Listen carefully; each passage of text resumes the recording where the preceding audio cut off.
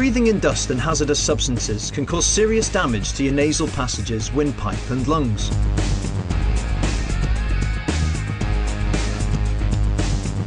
So where do these risks come from? There are a number of places. Dust on surfaces, dust exposure on building sites, farms and even bakeries, dust from sanding, woodworking and stone cutting, and exposure to asbestos, especially in maintenance work. Also, your health is at risk from breathing in vapours and fumes when working with or mixing and decanting chemicals, disturbing contaminated surfaces, being exposed to fumes from welding, vehicles or lab work. But what are the causes of exposure?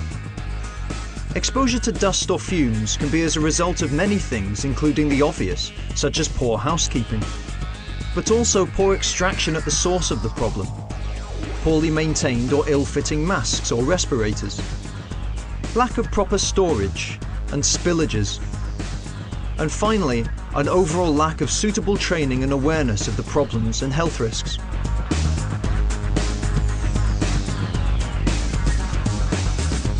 So how does all this affect your health?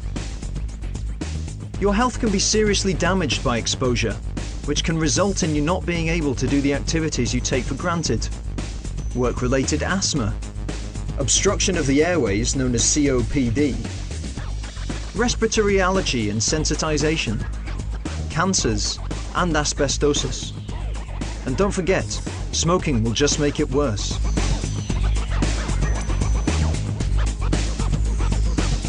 So how do you control the risks? First of all, determine the controls suitable to your workplace. There are a number of practical things you can do, such as install good extraction systems for removing the dust and fumes. And don't forget to maintain your equipment. Avoid working with asbestos by doing the work in some other way. Take measures to dampen down dusty areas or tasks. Minimize contamination to your clothing and work surfaces. Select the correct respirator or mask for the substances you are working with. Keep monitoring your systems for reduction in dust and fumes levels. And finally, practice good storage and housekeeping, such as cleaning up spills quickly. Following these examples will help reduce your health risks at work. For more information, check out the Get Help chapter at the end of this DVD and in the guidance pack.